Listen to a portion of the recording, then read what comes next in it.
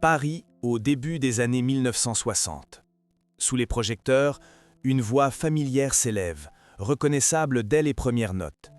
Celle de Petula Clark. À cette époque, son nom traverse les frontières. Londres, New York, Paris. Ses chansons passent en boucle à la radio.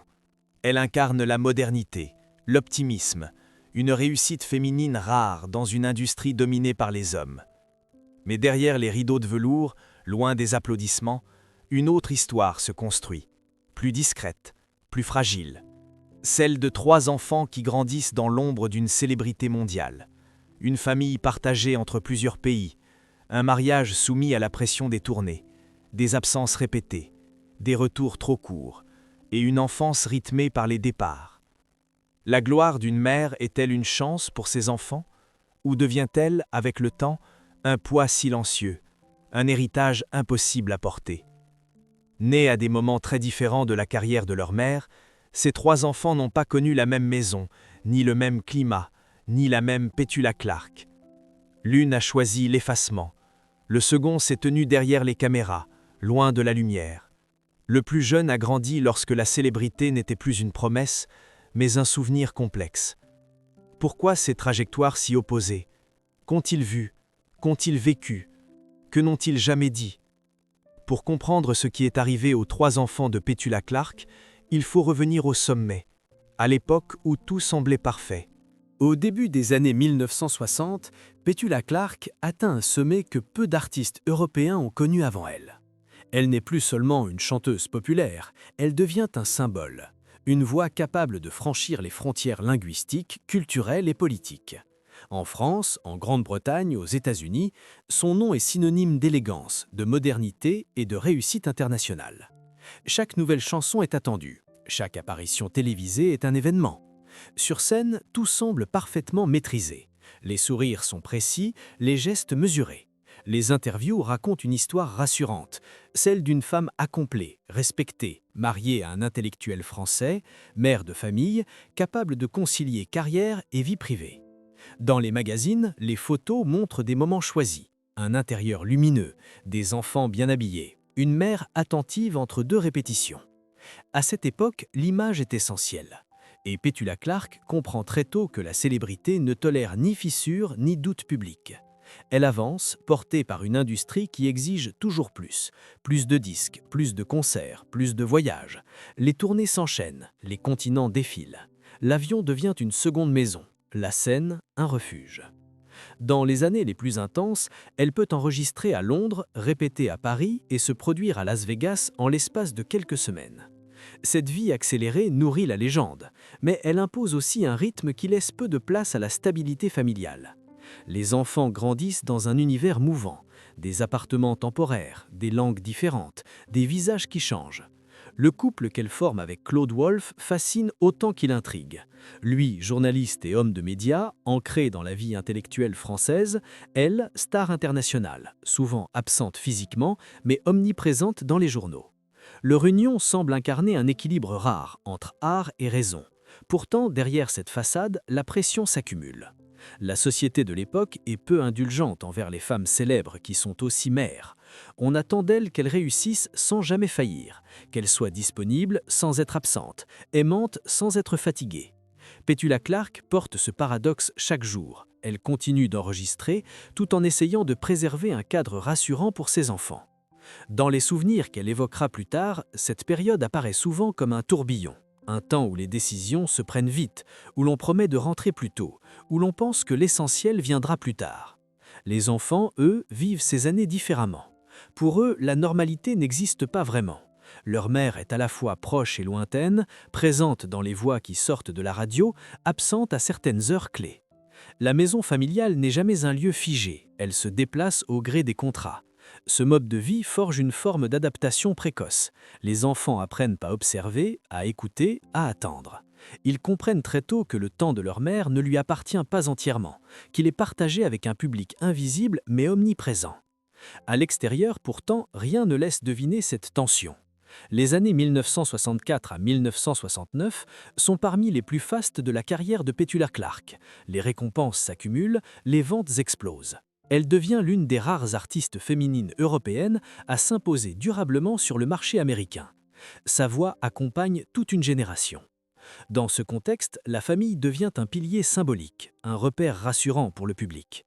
Les interviews évoquent volontiers les enfants, mais toujours de façon vague, protectrice. Les prénoms sont rarement cités, les détails sont floutés. Une frontière invisible se met en place entre la star et la mère. Mais plus la lumière est intense, plus l'ombre s'élonge. Les absences répétées, les compromis permanents, les tensions silencieuses au sein du couple finissent par laisser des traces. La séparation, au début des années 70, marque un tournant. Elle met fin à l'illusion d'un équilibre parfait. Pour les enfants, cette rupture n'est pas seulement celle de deux adultes, elle signe la fin d'une époque, celle où tout semblait possible, même si rien n'était simple. Chacun d'eux traverse ce moment avec sa propre sensibilité, son âge, sa compréhension limitée des enjeux. Ce sont ces différences qui, plus tard, dessineront des trajectoires radicalement opposées. La période du « tout va bien » appartient désormais au passé. Derrière les souvenirs dorés de la gloire, une autre histoire commence à se dessiner, plus intime, plus fragile. Une histoire où le succès ne protège plus de la douleur et où la célébrité cesse d'être un rempart. Car c'est précisément au moment où Petula Clark règne sur la scène internationale que les premières fissures apparaissent dans la sphère familiale.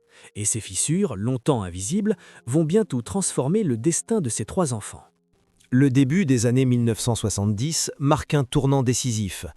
Pour le public, Petula Clark reste une figure respectée, une artiste installée dont la carrière semble entrer dans une phase de maturité. Mais derrière cette apparente continuité, un effondrement silencieux est déjà en cours.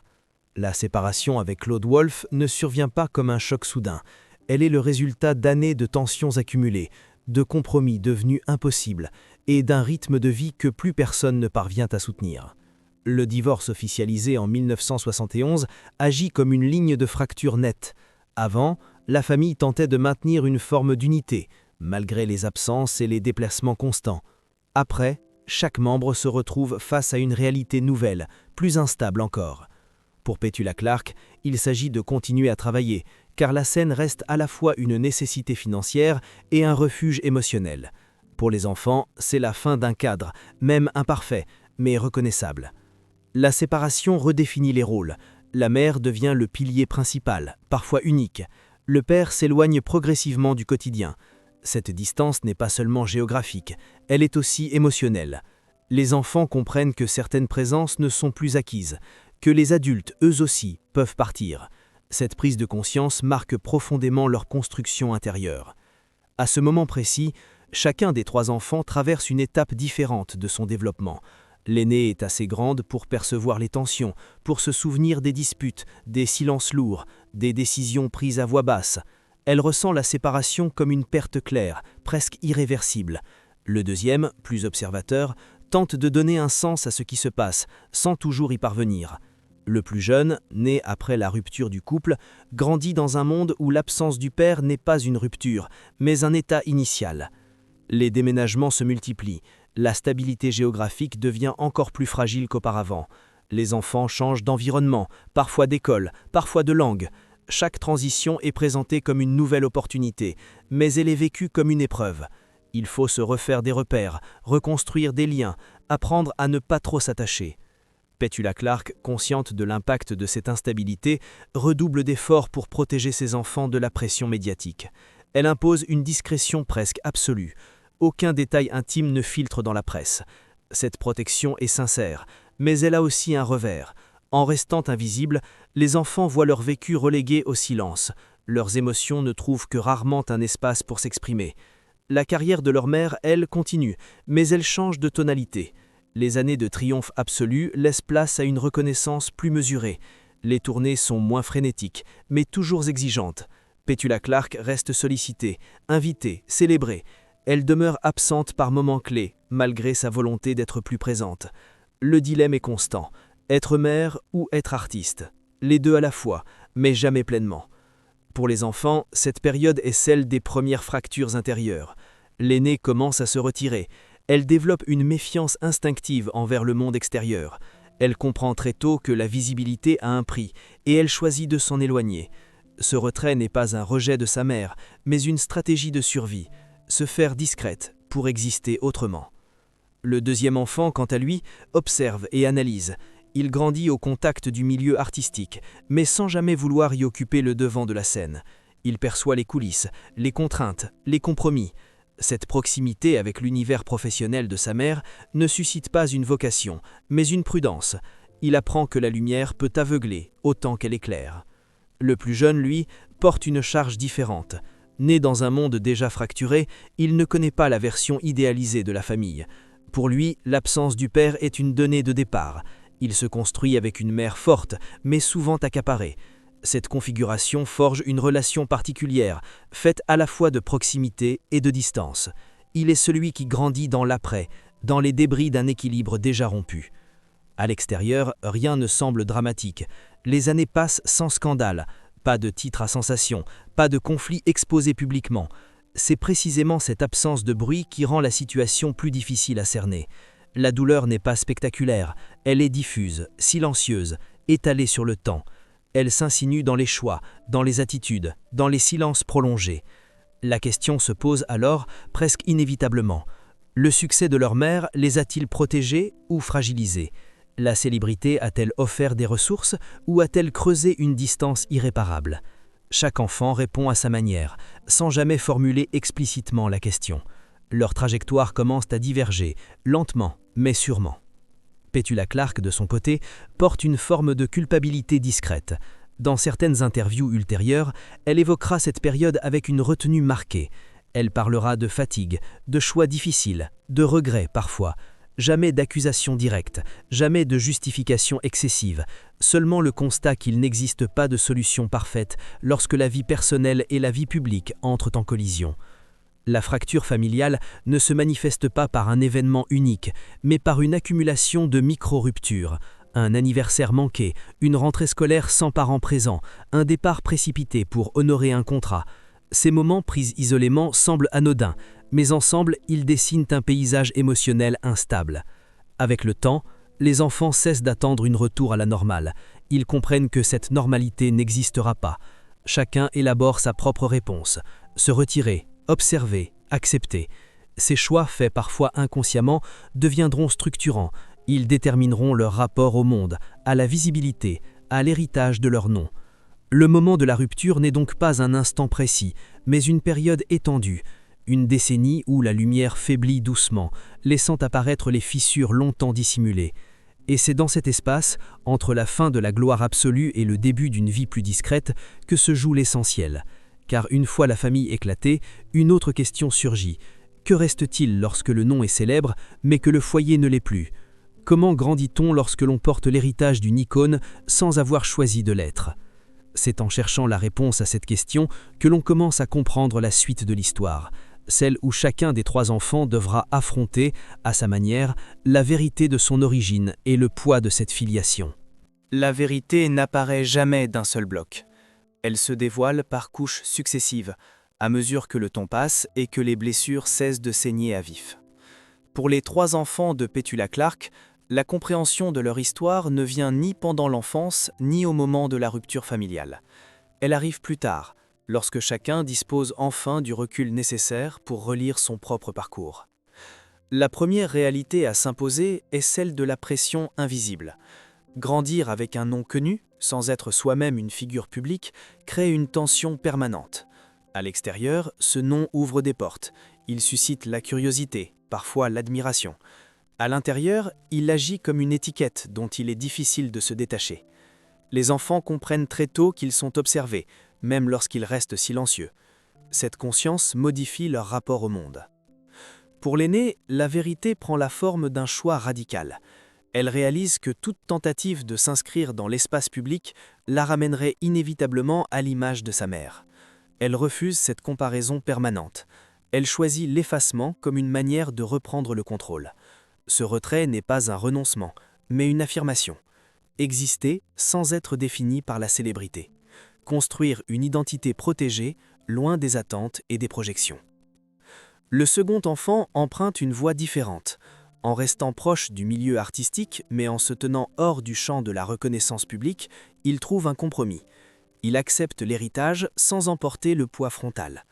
Travailler dans l'ombre lui permet de rester connecté à l'univers de sa mère tout en conservant une distance émotionnelle. Cette position intermédiaire est le résultat d'une longue réflexion. Elle traduit une lucidité précoce sur les mécanismes de la célébrité. Le plus jeune, quant à lui, doit affronter une vérité plus intime. Il grandit sans souvenir d'une unité familiale originelle. Pour lui, l'absence n'est pas une rupture, mais un état de fait. Cette normalisation de l'absence façonne son rapport au lien. Il développe une autonomie précoce, parfois confondue avec de l'indifférence. En réalité, il s'agit d'une adaptation, une manière de se protéger de l'instabilité affective. Avec le temps, chacun comprend que les difficultés rencontrées ne sont pas le fruit d'un manque d'amour.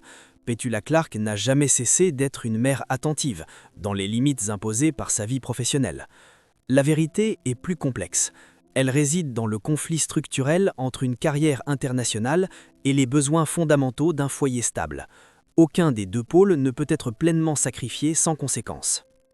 Dans certaines interviews tardives, Petula Clark évoque cette période avec une lucidité mesurée. Elle reconnaît les choix difficiles. Elle parle de fatigue, de compromis, de moments manqués.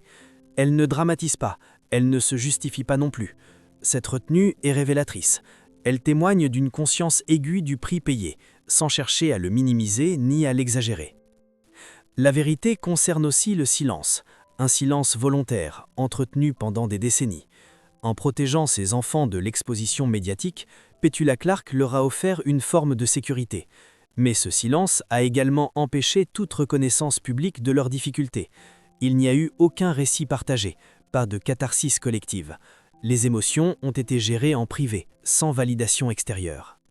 Chaque enfant a donc dû élaborer sa propre narration, donner un sens à ce qu'il avait vécu sans modèle préexistant.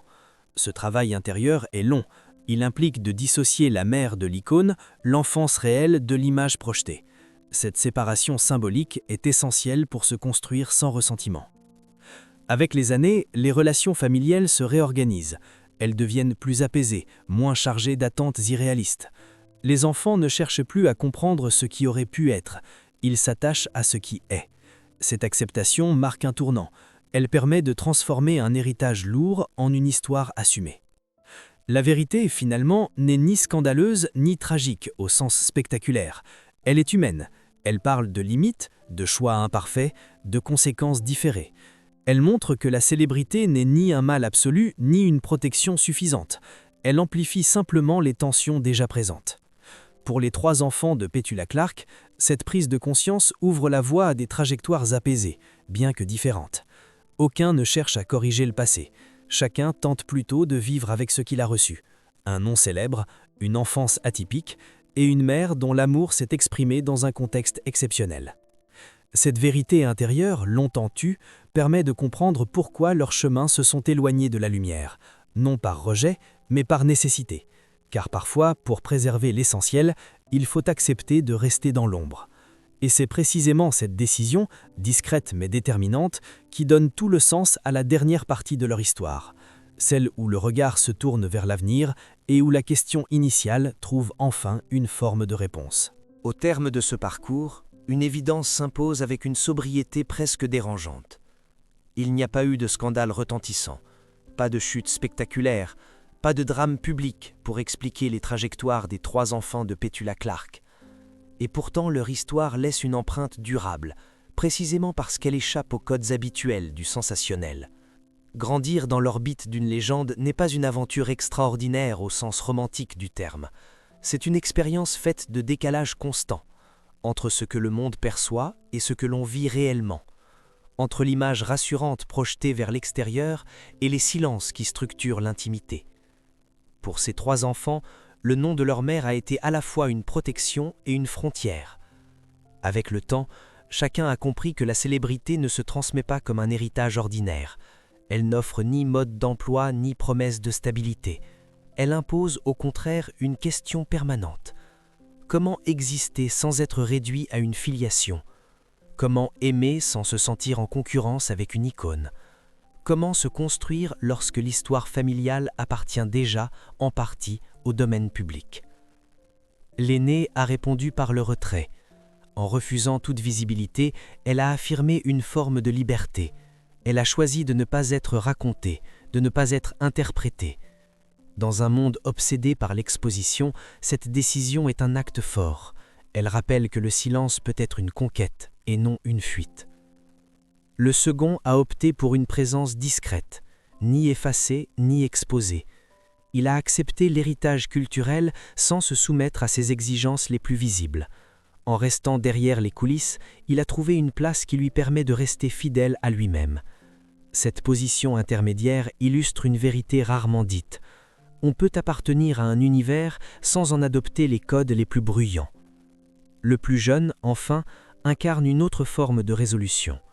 Né après la rupture, il n'a jamais connu l'illusion d'une unité parfaite. Cette lucidité précoce lui a permis de ne pas nourrir de nostalgie pour un passé qu'il n'a pas vécu. Il avance avec une relation apaisée à l'histoire familiale, parce qu'il ne la compare pas à un idéal perdu.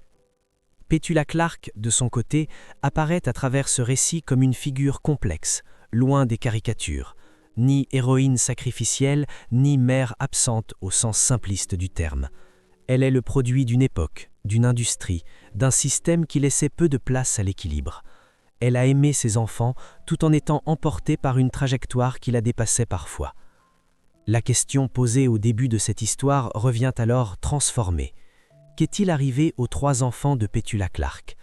Il leur est arrivé ce qui arrive à beaucoup d'enfants de figures publiques. Ils ont dû apprendre à se définir sans se laisser enfermer par un nom. Ils ont dû transformer une singularité imposée en une identité choisie. Leur histoire ne se conclut pas par une morale simpliste, elle invite plutôt à une réflexion plus large sur le prix de la réussite et sur la manière dont ce prix est réparti au sein d'une famille. La gloire, souvent présentée comme une récompense individuelle, produit des effets collectifs. Elle façonne des enfances, elle modifie des liens, elle impose des silences. Peut-être que la véritable leçon réside là. Porter le nom d'une légende n'est ni une bénédiction automatique, ni une condamnation.